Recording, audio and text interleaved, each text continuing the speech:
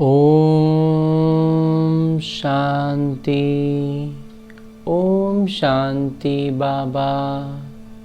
आज 22 जुलाई 2024 है और आज हम परम पिता परमात्मा के अनमोल महावाक्यों को पढ़ेंगे, सुनेंगे और इसे पूरी तरह से अपने आत्मिक स्थिति में स्थित होकर अपने भीतर धारण करेंगे और इसका सीधा सीधा प्रभाव हमारे मन, बुद्धि और संस्कारों पर पड़ेगा। वहीं अगर हम देह अभिमान में रह गए, शरीर के भान में रहकर मुरली को बस फॉर्मेलिटी के लिए पढ़ा, तो फिर वो काम ही की तरह रह जाएगा और भीतर नहीं जाएगा। हमारे मन, बुद्धि, संस्कारों में परिवर्तन नहीं आएगा। तो आध्यात्मिक उन्नति के लिए बाबा ने इस मुरली, ज्ञान मुरली को इकलौता सोर्स ऑफ इनकम बताया है। इस आध्यात्मिक ज्ञान में वृद्धि के लिए, ऊपर उठने के लिए इकलौता साधन है और इस इकलौते साधन को हम यूं ही इधर उधर जाने नहीं दे सकते। इसके महत्व को समझते हुए और अपने मन बुद्धि के संस्कारों को बदलने के लिए आत्मिक स्थिति में स्थित होकर सुनते हैं, पढ़ते हैं आज की मुरली। तो आत्मिक स्थिति में जब स्थित होना ही है तो क्यों ना सूक्ष्म शरीर के साथ चले मधुबन, और मधुबन में चलकर पढ़ेंगे हिस्ट्री हॉल में बाबा की ये मुरली, जहाँ साकार में बाबा ने ये मुरली चलाई होगी और हम उस स्थिति का, उस वातावरण का अनुभव के साथ आज पढ़ेंगे मुरली। तो चलिए चलते हैं सूक्ष्म शरीर के साथ, लाइट के शरीर के साथ मधुबन। मैं आत्मा अपने लाइट के शरीर के साथ इस स्थूल शरीर से अलग परमात्मा प्यार और ज्ञान प्रकाश से भरपूर होते हुए पहुंच गया हूँ मधुबन में, पांडव भवन के द्वार पर।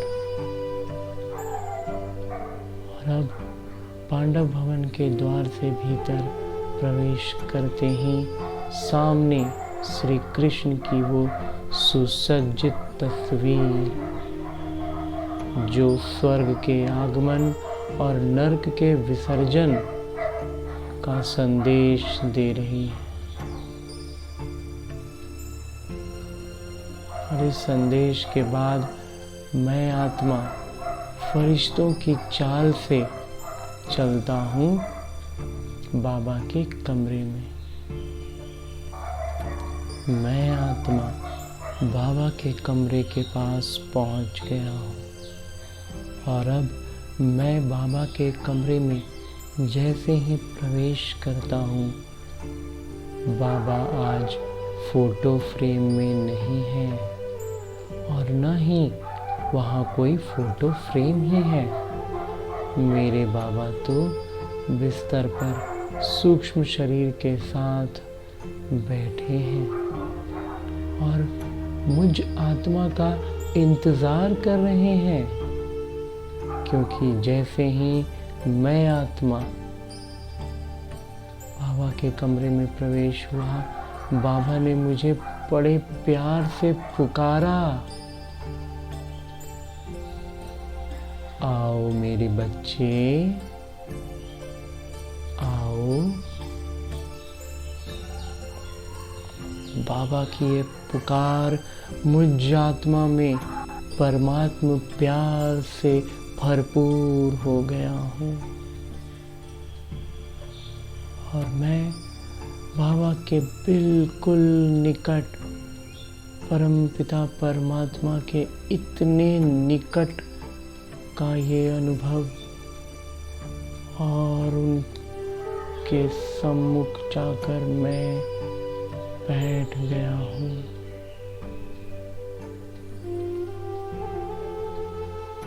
मेरे बाबा मुझे प्यार कर रहे हैं, मेरे सर पर अपना हाथ फिरा रहे हैं। बाबा का ये निर्विकारी निस्वार्थ प्यार मुझ आत्मा के सभी दुखों पर मरहम की तरह उन सब बातों को भुला देता है जो इस लौकिक दुनिया में मुझे परेशान करती हैं।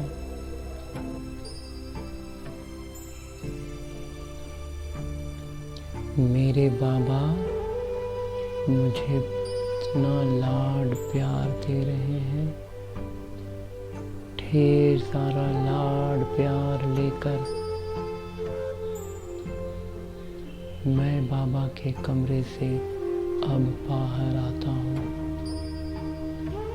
और चलता हूँ बाबा की कुटिया में, जहाँ बाबा शिक्षक रूप में उपस्थित हैं और लौकिक जीवन में आने वाली बातों परेशानियों को लौकिक तौर पर जवाब देते हैं। पिता रूप में न वो कोई सवाल पूछते हैं और न ही हम कोई उनसे जवाब मांगते हैं। वो बस हमारे दुखों पर उनका वो प्यार भरा हाथ हमारे दुखों पर मरहम की तरह काम करता है और हम अपने संस्कारों के बंधन में जो बंधे हैं वो उन संस्कारों के बंधनों की ग्रहों को एक एक करके खोलते जाते हैं। और शिक्षक रूप में मेरे बाबा हमारी बुद्धि जो गोल गोल रावण की बातों में उलझी रहती है उसको एक दिशा देते हैं। और अंत में जब मुरली सुनकर हम बाबा के शक्ति शांति स्तंभ के पास जाएंगे तो वहाँ सद्गुरु रूप में वो मन को ठिकाना देते हैं। जिस मन को हम लगातार भटकने के लिए बदनाम करके रखे हैं कि मन बहुत भटकता है, वास्तव में उसे कोई स्थान ही नहीं मिला उसके लायक। और वही मन सद्गुरु के रूप में अपने सही स्थान सही गंतव्य पर पहुंच जाएगा। तो अभी शिक्षक रूप में उपस्थित मेरे बाबा के पास जब हम कुटिया में पहुंचते हैं तो मेरे बाबा पत्र लिखने में व्यस्त थे,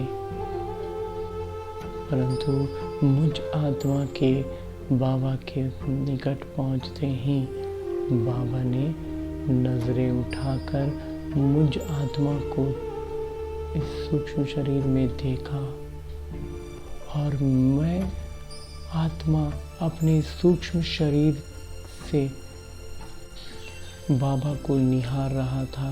तो हम दोनों की नजरें एक दूसरे से मिली और मानो दिल की सारी बात बाबा में चली गई। कोई सवाल कोई बात दिल में रह ही नहीं गई, लेकिन मेरे बाबा ने मेरे दिल की सारी बात सुन ली। मानो मेरे दिल से सारा बातों को उन्होंने मेरी नजरों से अपने पास ले लिया।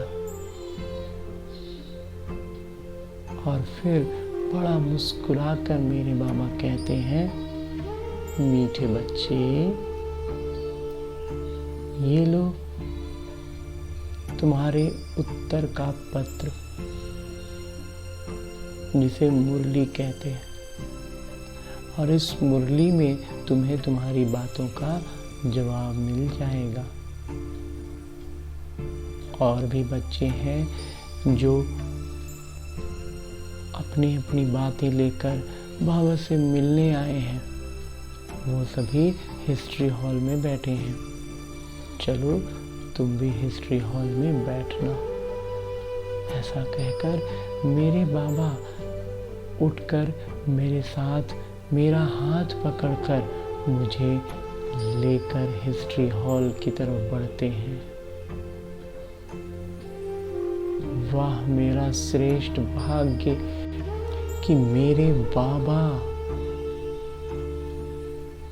मेरा हाथ पकड़कर मधुबन की इस धरा पर लेकर मुझे अपने साथ चल रहे हैं। जैसे लौकिक पिता अपने छोटे से बच्चे को चलाना सिखाता है हाथ पकड़कर, वैसे ही मेरे बाबा, मेरे ये अलौकिक पिता मुझे अलौकिकता में चलना सिखा रहे हैं। और बड़े प्यार से मेरे बाबा मुझे लेकर हिस्ट्री हॉल में प्रवेश करते हैं और वहाँ मम्मा एक तरफ संदली पर बैठी हुई है। ओम शांति मम्मा। और एक तरफ बाबा बैठे, पीछे कुछ अन्य आत्माएं बैठी हैं और मैं आत्मा भी वहीं उन दोनों के सम्मुख विराजमान हो जाता हूँ। और अब बाबा कहते हैं, ये मुरली तुम स्वयं से पढ़ो। ठीक है बाबा, आपका ये पत्र मैं स्वयं पढ़ता हूँ। और पत्र में ज्योति बिंदु का वो स्वरूप और ज्ञान प्रकाश की उपस्थिति में परमात्मा प्यार के इस अनुभव के साथ इन प्रकंपनों के बीच मैं आत्मा अब परमात्मा का ये महावाक्यों को पढ़ता हूँ। बाबा ने कहा, मीठे बच्चे, देही अभिमानी बनो तो शीतल हो जाएंगे, विकारों की बांस निकल जाएगी, अंतर्मुखी हो जाएंगे, फूल बन जाएंगे। आगे प्रश्न रूप में बाबा पूछते हैं कि बाबा माता पिता सभी बच्चों को कौन से 2 वरदान देते हैं और उन्हें स्वरूप में लाने की विधि क्या है? उत्तर बतलाते हैं मेरे बाबा कि सभी बच्चों को शांति और सुख का वरदान देते हैं। बाबा कहते, बच्चे तुम शांति में रहने का अभ्यास करो, कोई उल्टा सुल्टा बोलते हैं तो तुम जवाब मत दो।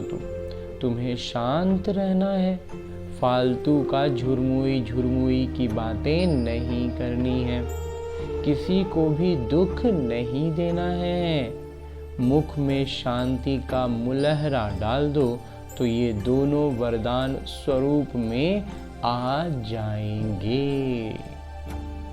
अंजी बाबा। ओम शांति। मीठे मीठे बच्चे कभी सम्मुख हैं, कभी दूर चले जाते हैं। सम्मुख फिर वहीं रहते हैं जो याद करते हैं, क्योंकि याद की यात्रा में ही सब कुछ समाया हुआ है। गाया जाता है ना, नजर से निहाल। आत्मा की नजर जाती है परम पिता में और कुछ भी उनको अच्छा नहीं लगता। उनको याद करने से विकर्म विनाश होते हैं, तो अपने पर कितनी खबरदारी रखनी चाहिए। याद न करने से माया समझ जाती है कि इनका योग टूटा हुआ है, तो अपनी तरफ खींचती है, कुछ न कुछ उल्टा कर्म करा देती है। ऐसे बाबा की निंदा कराते हैं। भक्ति मार्ग में गाते हैं, बाबा मेरे तो एक आप दूसरा न कोई। जब बाबा कहते, बच्चे मंजिल बहुत ऊंची है, कहने को मुँह से हम कहते हैं बाबा सिर्फ एक आप है और दूसरा कोई नहीं, लेकिन बाबा कहते हैं ये मंजिल है ऊंची। काम करते हुए बाबा को याद करना, ये है ऊंचे ते ऊंची मंजिल। काम करते हुए बाबा की याद में रहना, यही तो है सबसे मूल बात।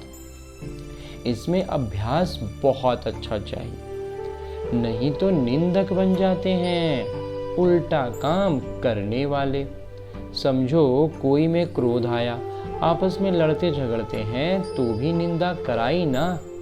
इसमें बड़ी खबरदारी रखनी है। बाबा का बच्चा बने हैं और लड़ाई झगड़ा करें तो निंदा ही हो गई बाबा की।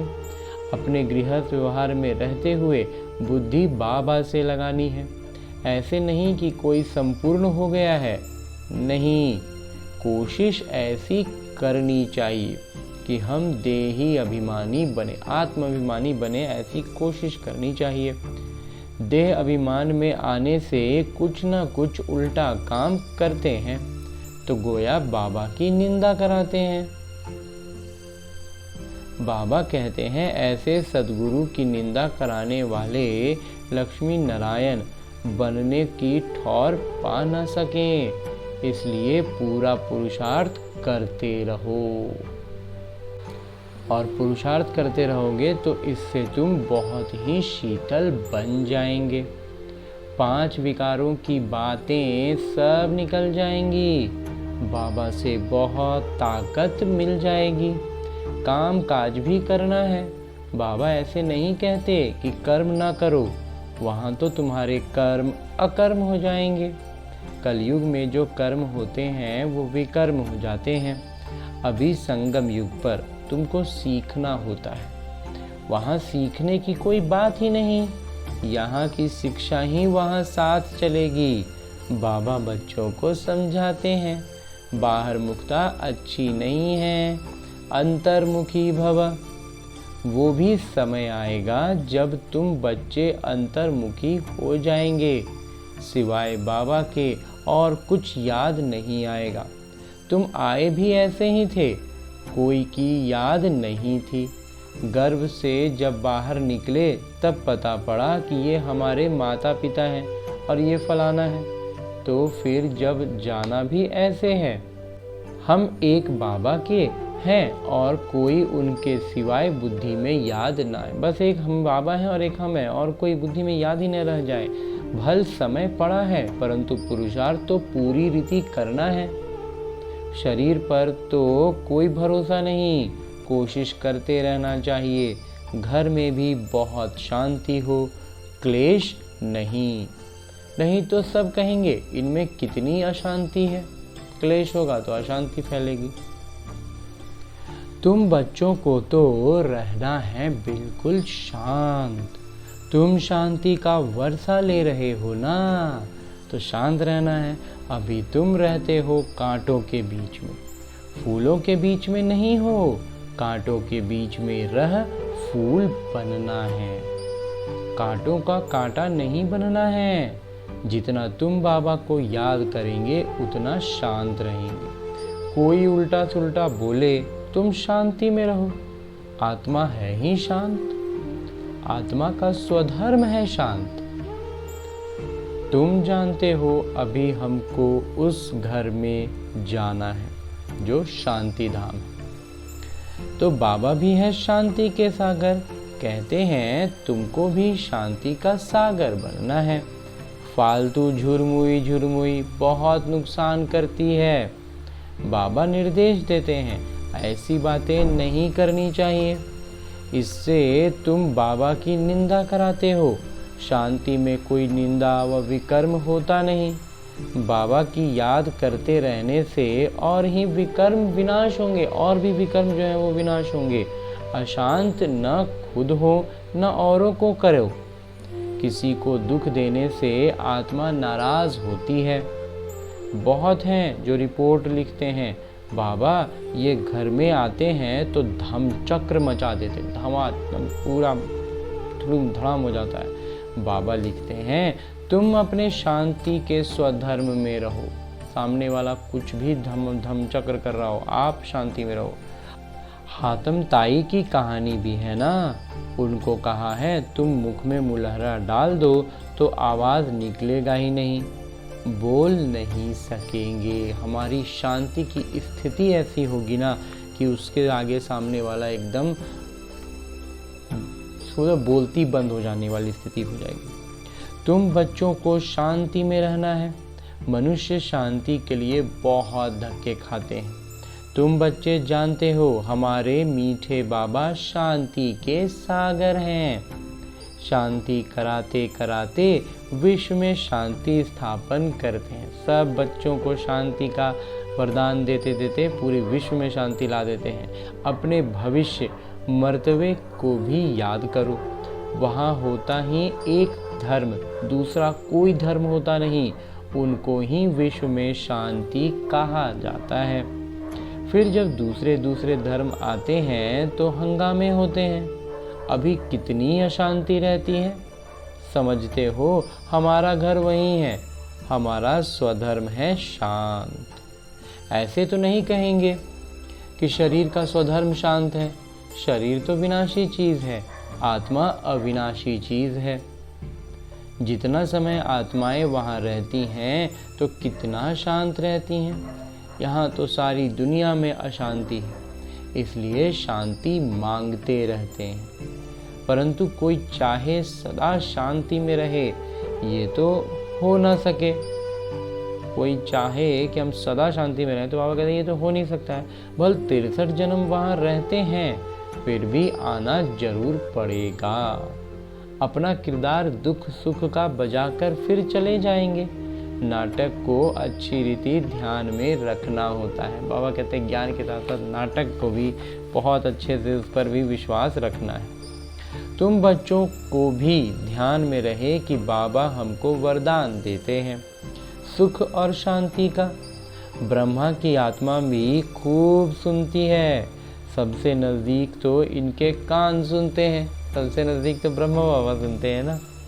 इनका मुख कान के नज़दीक है, तुम्हारा फिर इतना दूर है। ये झट सुन लेते हैं, सब बातें समझ सकते हैं। बाबा कहते हैं मीठे मीठे बच्चों। मीठे मीठे तो सबको कहते हैं, क्योंकि बच्चे तो सब हैं।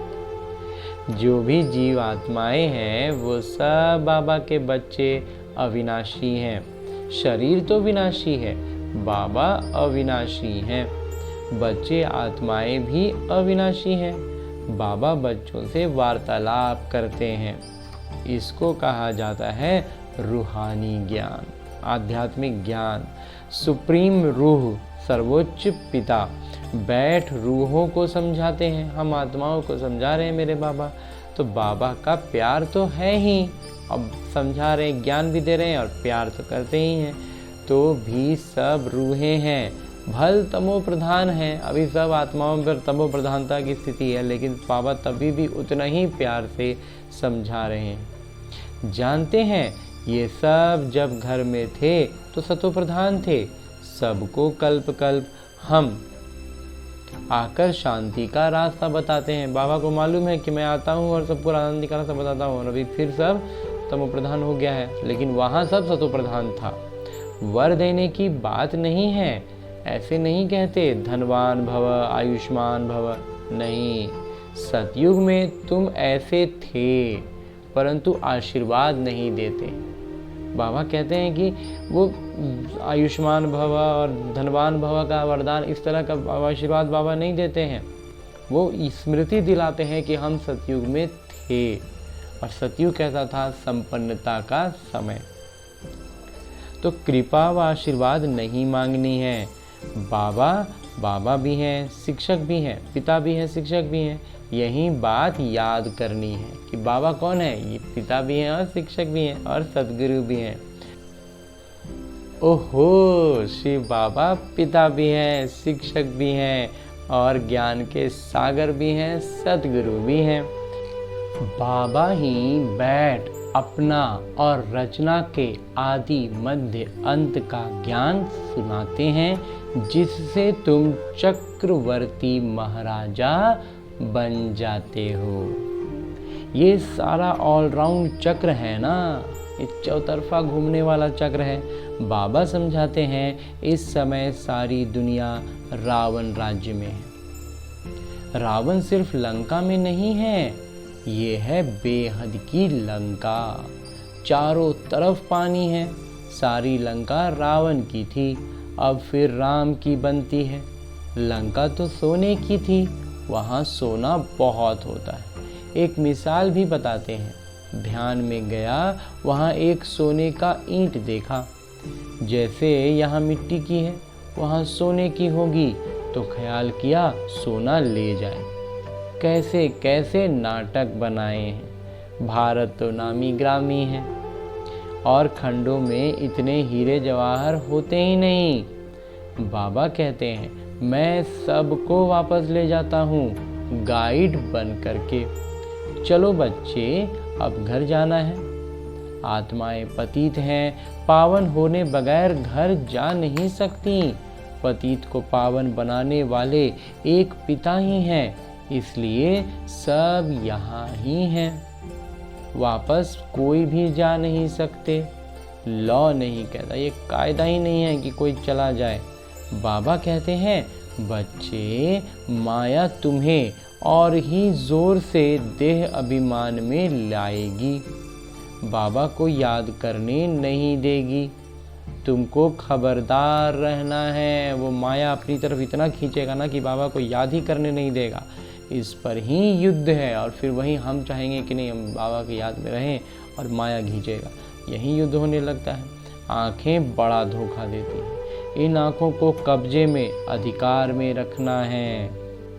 देखा गया भाई बहन में भी दृष्टि ठीक नहीं रहती है, तो अब समझाया जाता है भाई भाई समझो। अब बाबा कहते हैं भाई बहन समझने में भी विकार आता ही था, दृष्टि धोखा देती थी। तो बाबा कहते हैं अब सिर्फ आत्मा रूप में भाई भाई ही समझो।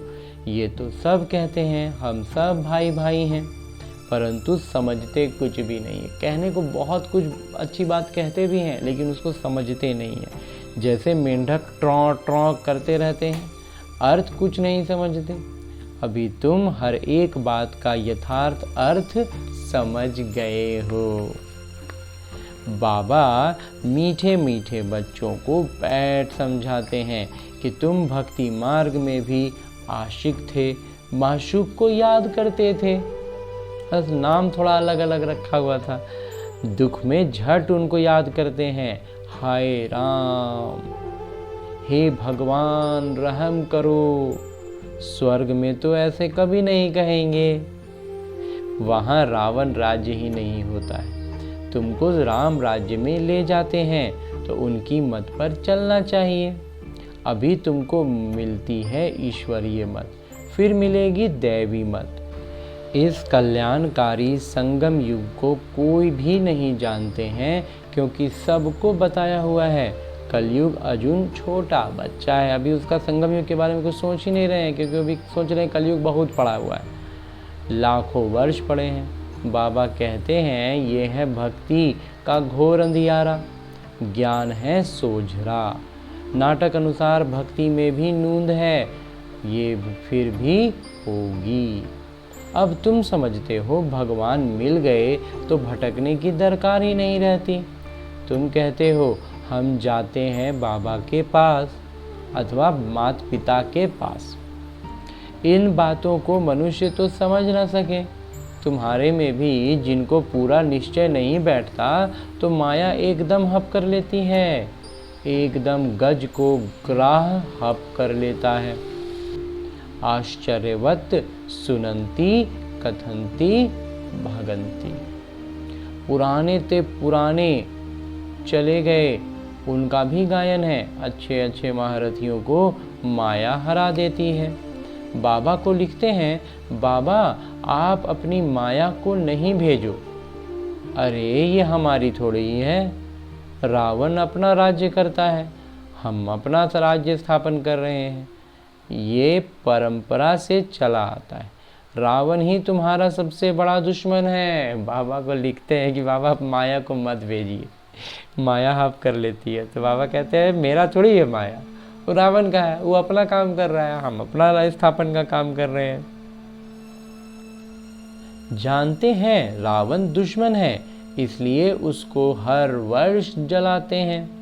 मैसूर में तो दशहरा बहुत मनाते हैं, समझते कुछ नहीं है। खूब धूमधाम से दशहरा मना रहे हैं, लेकिन जान दो समझ कुछ नहीं रहे। तुम्हारा नाम है शिव शक्ति सेना, उन्होंने फिर नाम बंदर सेना डाल दिया है।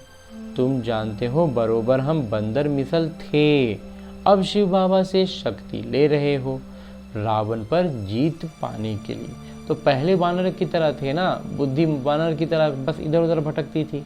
अब बाबा कहते हैं वो वानर था इसलिए उसको जोड़ जाड़ के वानर सेना बना दिया, लेकिन अब तो हमें बाबा से ज्ञान मिल रहा है, तो हमें रावण पर जीत पाना है। बाबा ही आकर राजयोग सिखलाते हैं। इस पर कथाएं भी अनेक बना दी हैं, अमर कथा भी कहते हैं, और कथाओं को अमर कथा भी कहते हैं। तुम जानते हो बाबा हमको अमर कथा सुनाते हैं, वास्तव में अमर कथा हमें बाबा सुनाते हैं, बाकी कोई पहाड़ आदि पर नहीं सुनाते हैं। अब ऐसा भी नहीं है कि अमरनाथ की गुफा में पहाड़ों की एकदम ऊंचाइयों में जाके बाबा ज्ञान सुनाते हैं। बाबा हमारे इतने करीब आकर के हमें ज्ञान सुनाते हैं। कहते हैं शंकर ने पार्वती को अमर कथा सुनाई, शिव शंकर का चित्र भी रखते हैं, दोनों को मिला दिया है। ये सब है भक्ति मार्ग। दिन प्रतिदिन सब तमो प्रधान होते गए हैं, सतो प्रधान से सतो होते हैं, तो दो कला कम होती है। त्रेता को भी वास्तव में स्वर्ग नहीं कहा जाता है, त्रेता युग में भी स्वर्ग का नाम नहीं होगा। बाबा आते हैं तुम बच्चों को स्वर्गवासी बनाने। बाबा जानते हैं ब्राह्मण कुल और सूर्यवंशी चंद्रवंशी कुल दोनों स्थापन हो रहे हैं, मैंने कुल मिला के 3 कुल हो गए ना, एक ब्राह्मण कुल, एक सूर्यवंशी कुल और एक चंद्रवंशी कुल। रामचंद्र को क्षत्रिय की निशानी दी है। तुम सब क्षत्रिय हो ना, जो माया पर जीत पाते हो। कम अंक से पास होने वालों को चंद्रवंशी कहा जाता है, इसलिए राम को बाण आदि दे दिया है। हिंसा तो त्रेता में भी होती नहीं है, गायन भी है राम राज्य।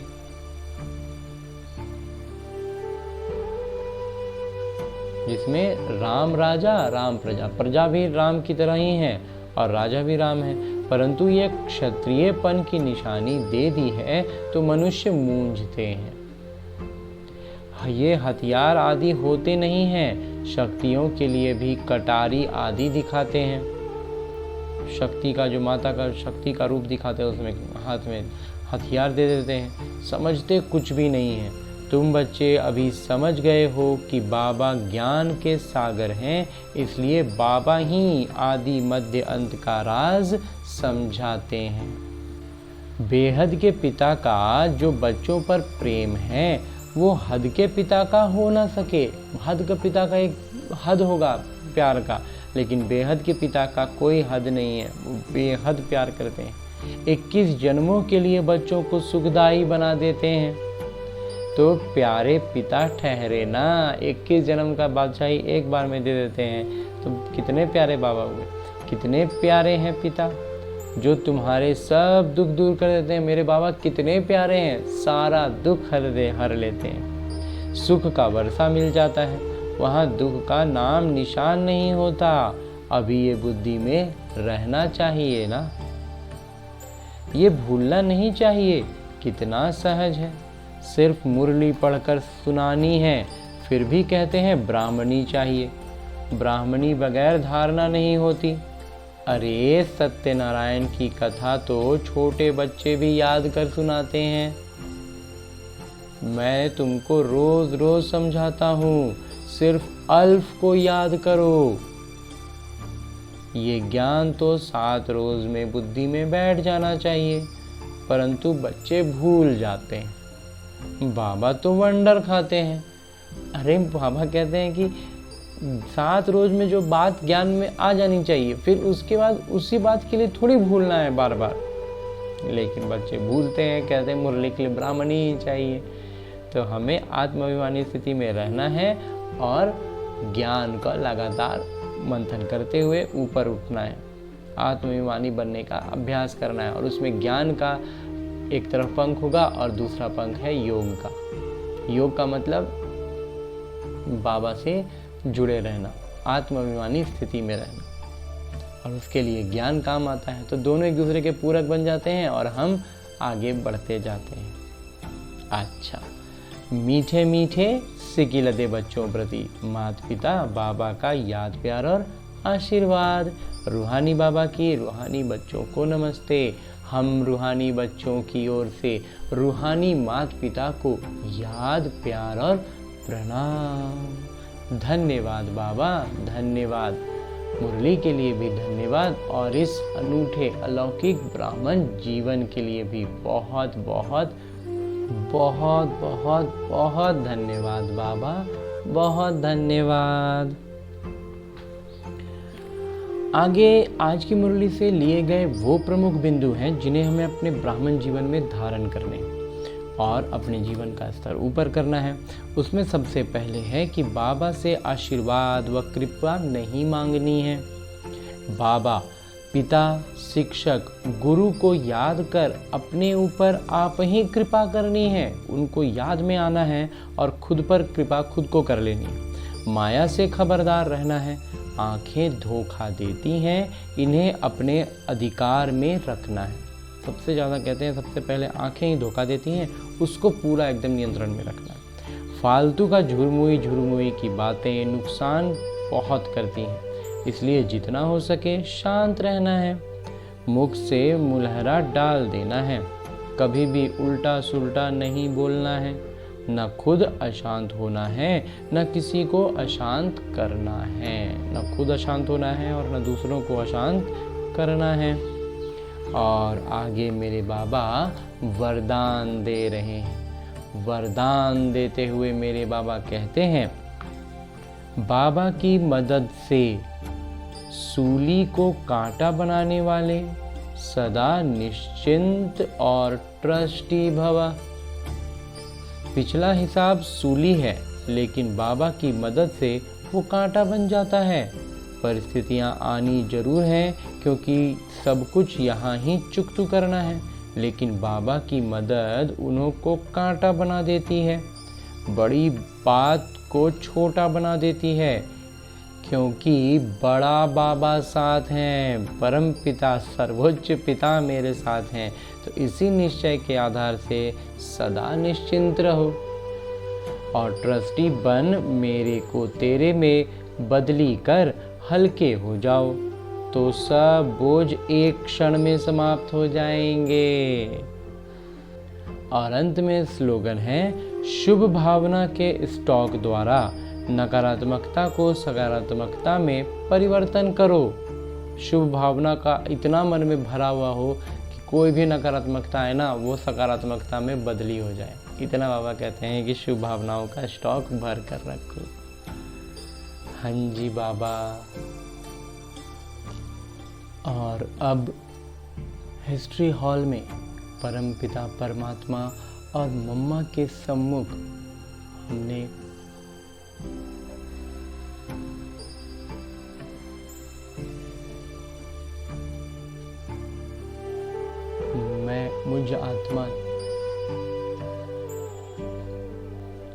मुझ आत्मा ने परमात्मा के अनमोल मुरली, ज्ञान मुरली को सुना, उसे अपने जीवन में धारण करने का निश्चय लिया।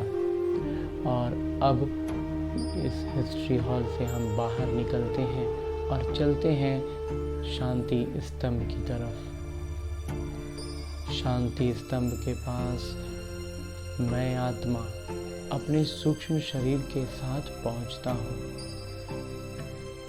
जहाँ बाबा सद्गुरु रूप में उपस्थित हैं और मेरे मन को एक उसका गंतव्य स्थान उपलब्ध कराते हैं। सद्गुरु सद्गति दिलाते हैं और उसके लिए एक अव्यक्त इशारा भी देते हैं। इशारा देते हुए बाबा कहते हैं, जो परोपकार की भावना से संपन्न है, जो परोपकार की भावना से संपन्न है, वो सदा संतुष्ट मणि के समान स्वयं भी संतुष्ट होगा और सर्व को भी संतुष्ट करने वाला होगा। कमाल ये है जो होपलेस में भी होप पैदा कर देगा। ऐसे ऐसे आत्माएं जिसमें कोई उम्मीद ना हो, उसमें उम्मीद पैदा कर देगा। जिसके प्रति सब निराशा दिखाएं, ऐसे व्यक्ति व ऐसे स्थिति में सदा के लिए उनकी आशा के दीपक जगा देगा। परिस्थितियां बिल्कुल प्रतिकूल हैं, आत्मा का स्वभाव संस्कार प्रतिकूल है, और वैसी आत्माओं में अपने परोपकार की भावना से, बाबा की याद में रहने के योग बल से, बाबा कहते हैं उनमें उम्मीद की किरण जगाएंगे और सदा का जगाएंगे। मुझ आत्मा का ये मन बुद्धि संस्कारों को अपना अपना स्थान मिल जाता है। मन को सद्गुरु के रूप में ये सद्गति दिलाते हैं, इसको स्थिर कर देते हैं। जो इतना भटक रहा था उसमें एक स्थिरता आ जाती है। बुद्धि जो रावण की बातों में भ्रमित होकर घूम रही थी, उसे शिक्षक रूप में बाबा स्पष्ट ज्ञान देकर एक दिशा दे देते हैं। और संस्कार जो पुराने विकर्मों के हैं और जो दुख दे रहे हैं, उस पर पिता रूप में बाबा मलहम लगा देते हैं। इतना प्यार करते हैं कि उन सब दुखों से हम मुक्त हो जाते हैं। तो बाबा के इन तीनों रूपों से मुझ आत्मा के तीनों ही स्वरूपों में बदलाव आता है। और ऐसे ही आत्मिक स्थिति में स्थित रहते हुए, अपने मन बुद्धि संस्कारों को बदलते हुए अब हम लौटते हैं अपने स्थूल शरीर में, ताकि इन चीज़ों को हम वास्तविक जीवन में अपना करके इस भावना को, इस स्थिति को वास्तविकता में प्रत्यक्ष कर सके। और उसके लिए बाबा साथ ले चलने के लिए एक स्वमान दे देते हैं, क्योंकि बाबा कहते हैं स्वमान ही आप समान बनाता है। तो हमें बाबा समान बनना है, तो ये स्वमान, आज का स्वमान लेकर चलते हैं। और आज का स्वमान है, मैं देव कुल की महान आत्मा हूँ। तो देवी कुल का होने का, महान आत्मा होने का ये स्वमान के साथ हम अपने लौकिक जीवन के किरदार में अवतरित होते हैं। अच्छा, ओ